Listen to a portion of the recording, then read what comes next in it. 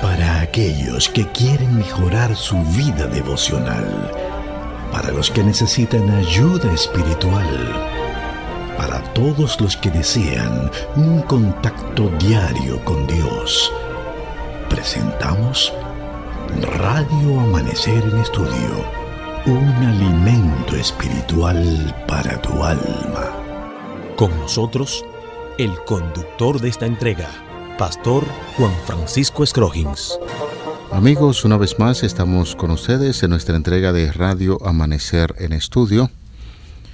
Como siempre, queremos decirle que es un alto honor y un privilegio el hecho de que usted pueda sacar un tiempo para dedicarlo al estudio de la Palabra de Dios a través de Radio Amanecer en Estudio.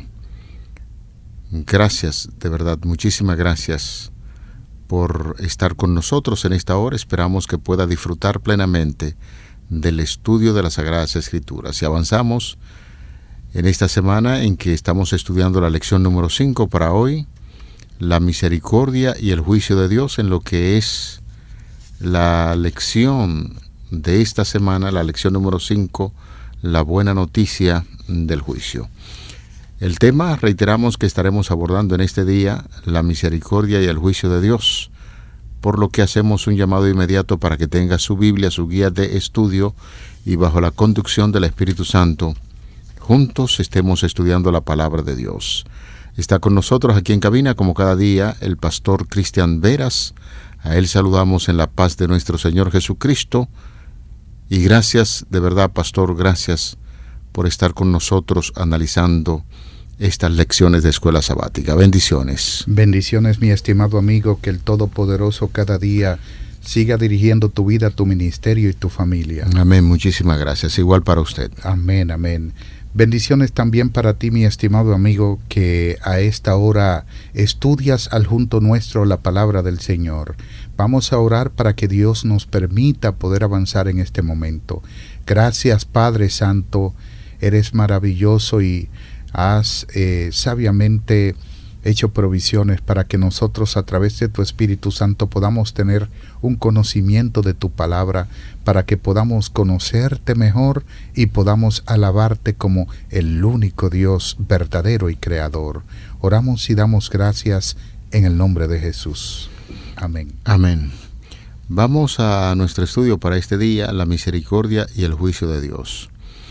En torno al juicio, pastor y amigos oyentes, hemos establecido que el juicio de Dios favorece a sus hijos, porque quien juzga está de nuestra parte, y ya hemos establecido en diferentes estudios que nosotros somos salvos por la gracia, y la gracia que descendió del cielo es Jesucristo, quien es también nuestro abogado y defensor.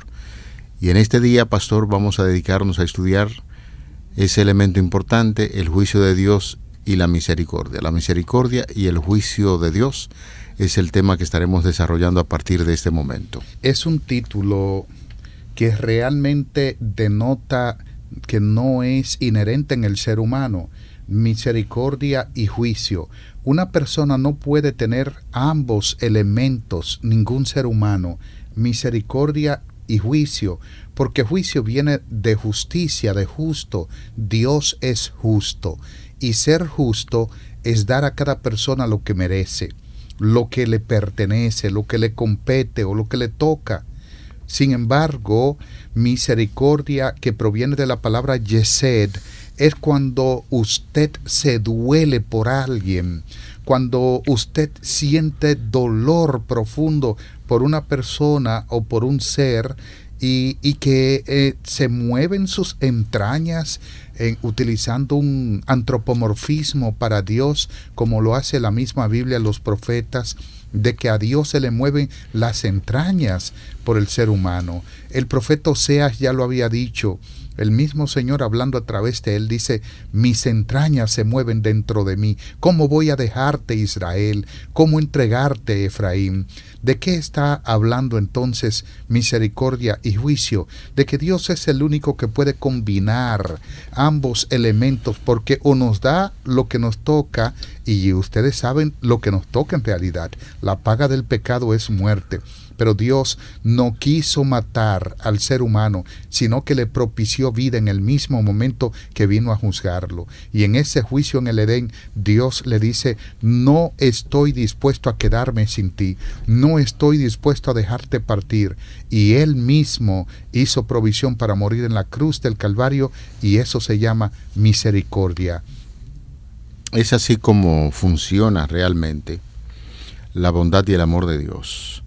El hecho, pastor, de que usted esté haciendo mención de la cruz, es importante recordar que morir en una cruz era vergonzoso, muy vergonzoso, además del proceso físico de dolor que inferían a quien condenaban en una cruz.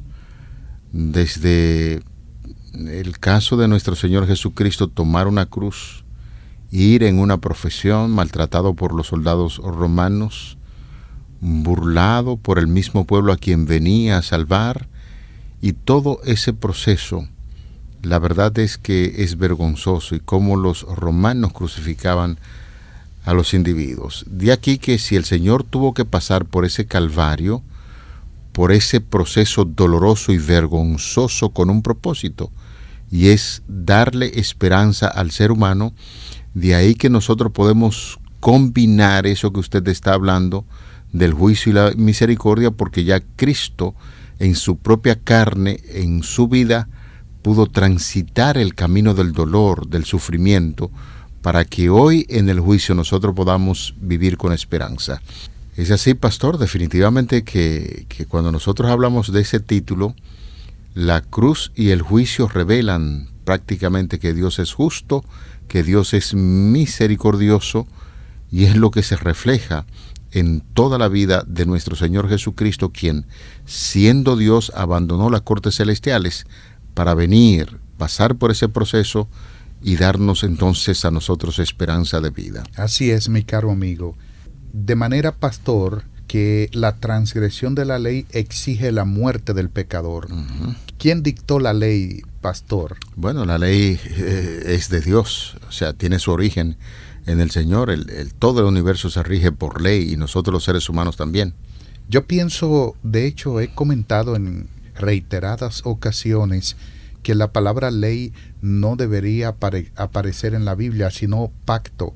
El pacto es lo más conveniente para esto, porque es el convenio, el acuerdo entre dos personas que se aman. Entonces, si hay amor, yo respeto al otro. Dios nos creó con libre albedrío, el ser humano peca, la paga del pecado es la muerte, y por eso la justicia declara de que el hombre debe morir. Ahora, la misericordia se antepone a la justicia y dice: el hombre no va a morir, pero la ley dice: debe morir. Tu ley dice que debe morir. Y entonces Jesús dice: yo voy a morir en su lugar, y ahí viene el don gratuito de Dios, que es la vida eterna en Cristo Jesús. Y esto se llama gracia, de manera que la misericordia, el juicio y la gracia son atributos divinos que acompañan a nuestro Señor y que benefician al ser humano. Los tres benefician al ser humano. La misericordia, el juicio es para los hijos de Dios, es para beneficio de los santos del Altísimo, y la gracia, que es ese don gratuito, Dios entregando su vida por el pecador para que éste pueda volver a vivir y tener una vida en abundancia. Lo que nos dice que la muerte de Cristo establece la naturaleza eterna de la ley y nos concede la base en el juicio para que seamos absueltos, para que seamos liberados y para que seamos inocentes por el don divino. En nuestro espacio siempre queremos establecer el texto bíblico que avale justamente el comentario que estamos haciendo. El texto bíblico está, nosotros ampliamos el concepto, y en Romanos 6:23 es un pasaje muy conocido por nosotros. Nos dice que la paga del pecado es muerte, mas el regalo, la dádiva de Dios, es vida eterna en Cristo Jesús, Señor nuestro.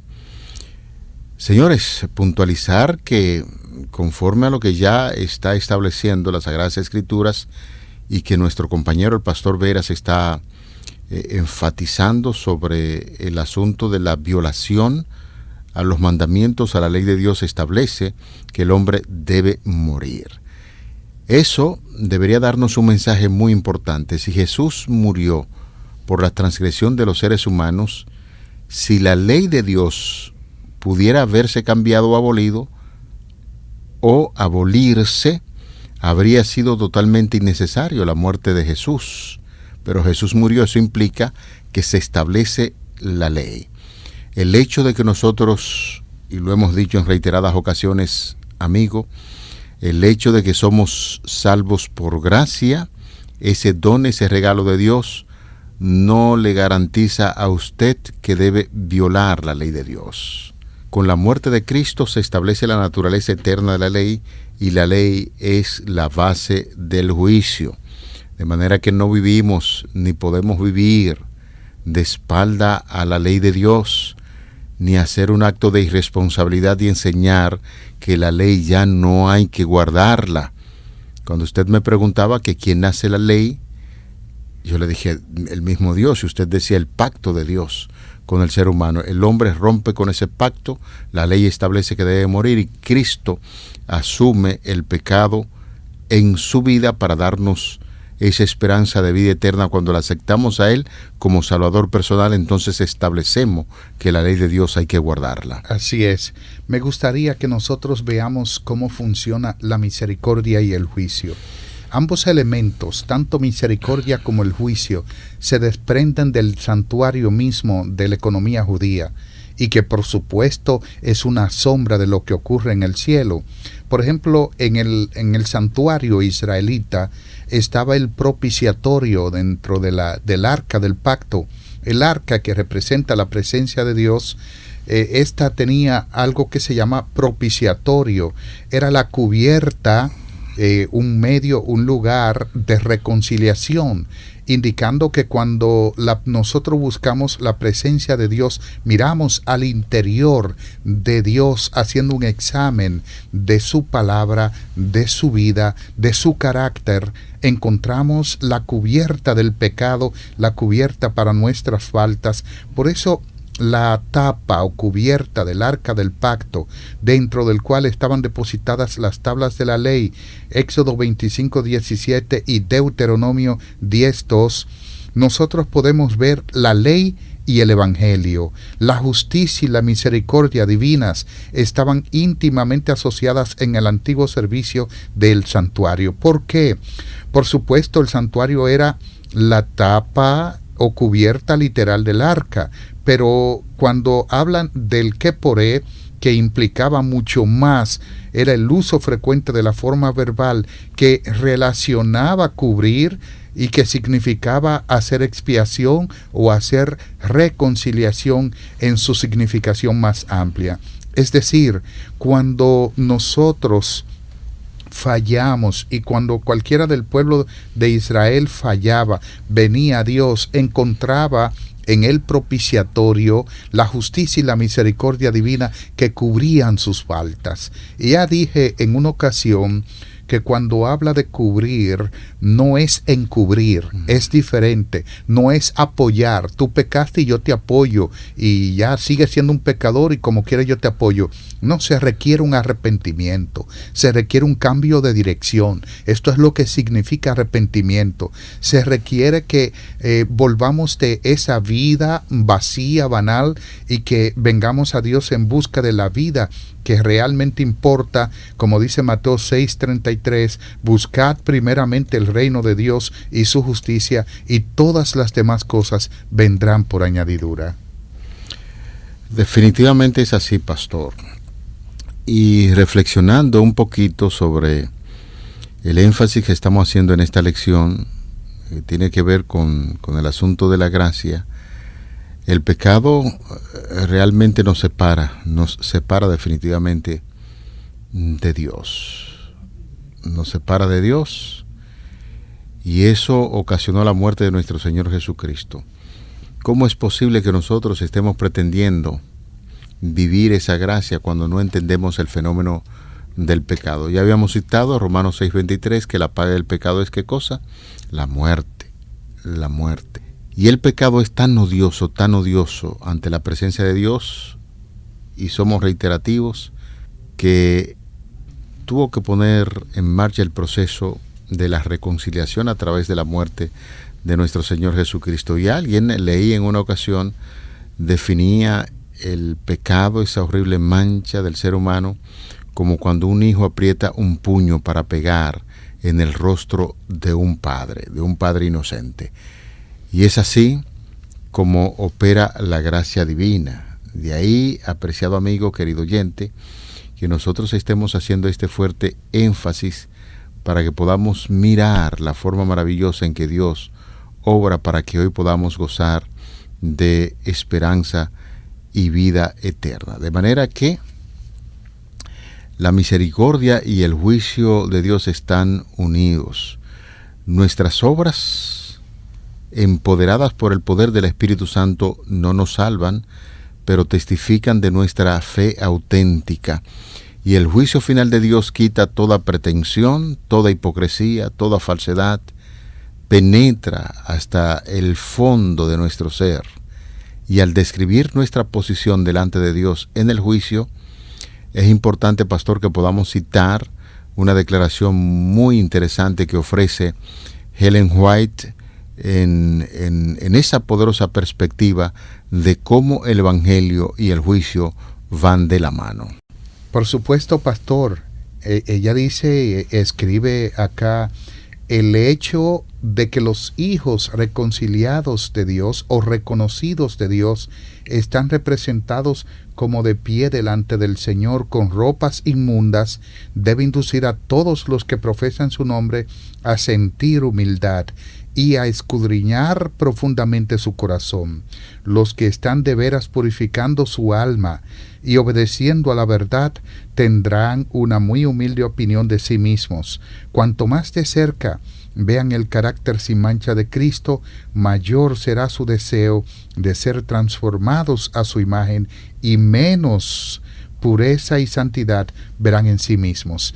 Nos está llamando, y el tema de esta cita, la parte central de este comentario que ella hace, es que quitemos la vista de nosotros mismos.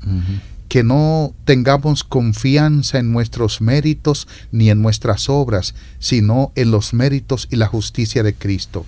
Y por eso dice el autor de la guía de estudio que las obras revelan nuestras decisiones y nuestra lealtad a Dios. ¿Qué quiere decir? Que cuando nosotros hacemos buenas obras, no las estamos haciendo porque somos buenos, sino por lo que Cristo ha hecho en nosotros, por lo que Él ha operado en nosotros, lo que significa que ya hemos muerto al yo, como Pablo lo escribe en Gálatas capítulo 2, versículo 20, morimos al yo, nacimos a una nueva vida en Cristo Jesús, y las obras ahora, de aquí en adelante, que surgen o nacen en nuestras vidas, es porque Cristo ha transformado nuestros caracteres. Es como lo dice Juan en Apocalipsis capítulo 20, verso 12, vi a los muertos, grandes y pequeños, de pie ante Dios, y los libros fueron abiertos, y otro libro fue abierto, el cual es el libro de la vida, y fueron juzgados los muertos por las cosas que estaban escritas en los libros según sus obras. Así es.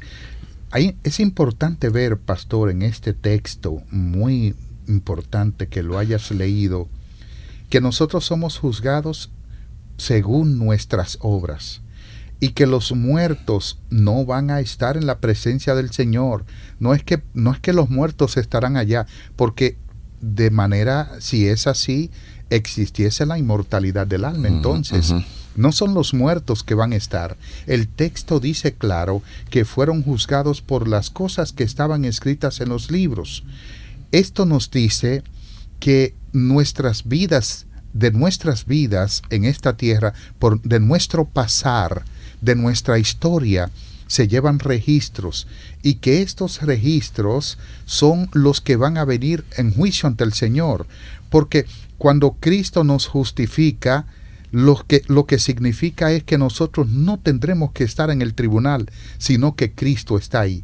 Por ejemplo, en el juicio investigador que es el juicio que se lleva a los fieles del Altísimo, que se han bautizado, que han sido parte del pueblo de Dios. En el juicio investigador, nosotros estamos literalmente ahí, no lo estamos. Se nos está pasando posiblemente juicio y nosotros ni siquiera cuenta nos damos que es así. Entonces, ¿quién está en el juicio? Los registros de lo que hemos hecho está ahí, y Cristo está, como lo dice Zacarías, el capítulo 3, versículos 1 y 2, Cristo está a la mano derecha del Padre para defendernos, y el enemigo es nuestro acusador. O sea, Dios lleva registros, los ángeles llevan registros. ¿Para qué? No para informar al cielo, sino para vindicar el carácter de Dios, porque toda persona ha de declarar que justos y verdaderos son los juicios de Dios, y Cristo está allí para defendernos. Satanás está para acusarnos, Zacarías capítulo 3. Sin embargo, en ese juicio nosotros no vamos con nuestras obras de justicia, sino con la justicia de Cristo, y es donde somos declarados vencedores. Es importante, y voy a montarme en esa declaración final suya, donde está hablando acerca de nuestras obras. Definitivamente, y hemos enfatizado mucho a través de los estudios que realizamos de las Sagradas Escrituras y del tema de la justificación por la fe. Las obras sencillamente revelan nuestras decisiones y nuestra lealtad a Dios. Debemos entenderlo claramente. El apóstol Pablo dice en Efesios capítulo 2, los versículos 8 y 9, porque por gracia sois salvos por medio de la fe, y esto no de vosotros, pues es un regalo, es un don de Dios, no por obras para que nadie se gloríe. De ahí el énfasis de nuevo. Las obras sencillamente lo que hacen es revelar nuestras decisiones y lealtad a Dios. No por obras para que nadie se gloríe, pero cuando Cristo nos salva, Él nos cambia, porque somos hechura suya, creados en Cristo Jesús para buenas obras. De manera que, apreciado amigo, querido hermano, cuanto más de cerca usted y yo veamos el carácter sin mancha de Cristo, mayor será nuestro deseo de ser transformados a su imagen y semejanza, menos pureza y santidad se veremos en nosotros mismos, que era básicamente la idea que usted estaba compartiendo de aquel párrafo que encontramos de Ellen White en Testimonio para la Iglesia, tomo 5, página número 446. Bueno, pastor, si yo le hago un examen a nuestros amigos en este momento, usted me ayuda a corregir, porque Apocalipsis 20:12 dice, y vi a los muertos, grandes y pequeños, de pie ante Dios. Mi pregunta para aquellos que nos están escuchando es, y para que quede claro, ¿a cuáles muertos se está refiriendo? Vi a los muertos, grandes y pequeños, de pie ante Dios, y los libros fueron abiertos, y otro libro fue abierto, el cual es el libro de la vida, y fueron juzgados los muertos por las cosas que estaban escritas en los libros según sus obras. Pareciera ser que Apocalipsis capítulo 20, versículo 12, nos está hablando de los muertos que participan en la segunda resurrección. ¿Cuáles son esos muertos? Los que no se salvaron. ¿Por qué entonces el texto presenta que se abrió otro libro? O sea, noten, hay otro libro. Los muertos fueron juzgados por las cosas que estaban escritas en los libros. Se está hablando ahí de los muertos que participan en la segunda resurrección, es decir, los que se perdieron. Ahora dice que otro libro fue abierto, y ese es el libro de la vida. ¿Y por qué se abrió otro? Porque en el libro de la vida Dios registra por qué usted y yo somos dignos de la salvación. ¿Y sabes cuál es el tema de eso? La justicia de Cristo. Somos dignos de ser salvados y de llevar al cielo porque nosotros aceptamos el sacrificio que Cristo hizo por nosotros en la cruz del Calvario. Nos declaramos culpables, declaramos que no somos competentes para cargar con nuestro propio pecado, y entonces Cristo se hizo cargo de ellos, los echó en lo profundo de la mar y nos dio la oportunidad ahora de ser hombres y mujeres redimidos por la justicia de Cristo.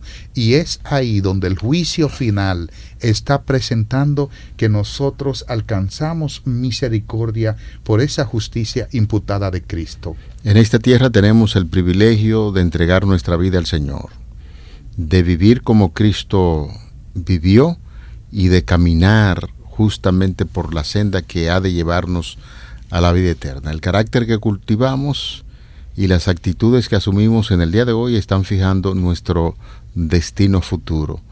Todos estamos haciendo elecciones, ya sea para estar con los benditos dentro de la ciudad de luz o estar con los malvados fuera de la ciudad celestial.